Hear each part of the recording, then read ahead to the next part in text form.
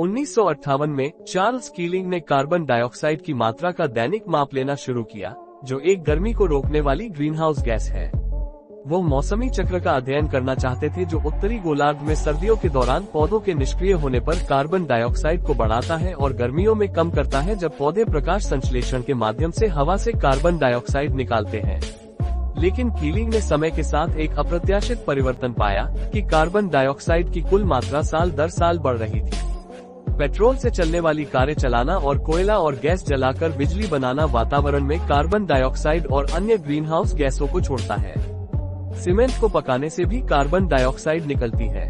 हमारे लैंडफिल और खेत के जानवर भी ग्रीनहाउस गैस उत्सर्जन का कारण बनते हैं। 19वीं सदी के उत्तरार्ध से जब कोयले से चलने वाले कारखाने आम हो गए, तब से हर साल वातावरण में छोड़ी जाने वाली कार्बन डाइऑक्साइड की मात्रा में वृद्धि हुई है। उपरोक्त ग्राफ दिखाता है कि समय के साथ उत्सर्जन कैसे बढ़ा है। कार्बन डाइऑक्साइड वातावरण में लंबे समय तक रह सकता है, इसलिए साल दर साल उत्सर्जन बढ़ता जाता है। वातावरण में कार्बन डाइऑक्साइड की मात्रा में वृद्धि को रोकने के लिए 1950 के दशक से वृद्धि के समान उत्सर्जन में कमी लानी होगी। भूमि के उपयोग के तरीके में परिवर्तन का भी जलवायु पर प्रभाव पड़ता है। उदाहरण के लिए, जब जंगल काटे जाते हैं तो वातावरण से कम कार्बन डाइऑक्साइड बाहर निकाली जा सकती है। कृषि भी वातावरण में ग्रीनहाउस गैसों को बढ़ाती है। खेत के जानवर भोजन पचाते समय मीथेन छोड़ते हैं, जो विशेष रूप से एक मजबूत ग्रीनहाउस गैस है। फैक्ट्री में बने उर्वरक वातावरण में नाइट्रस ऑक्साइड छोड़ते हैं, जो एक और मजबूत ग्रीनहाउस गैस है।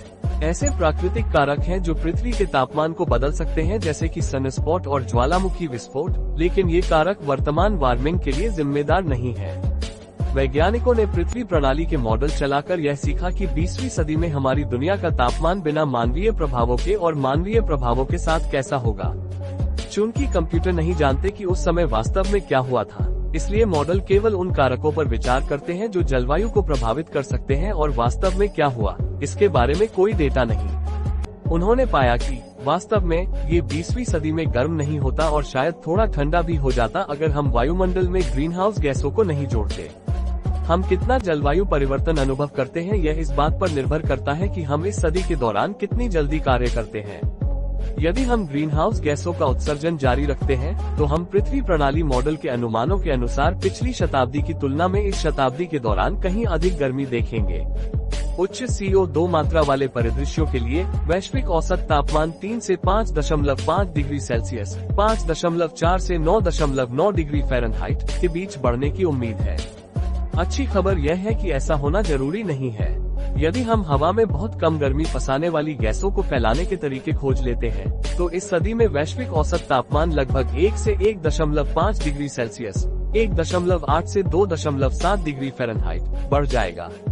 हालांकि हमें अभी भी एक गर्म दुनिया के परिणाम स्वरूप होने वाले परिवर्तनों के अनुकूल होने की आवश्यकता होगी, लेकिन अभी की गई कार्रवाई पृथ्वी को रहने योग्य स्थान बनाए रखने में मदद करेगी।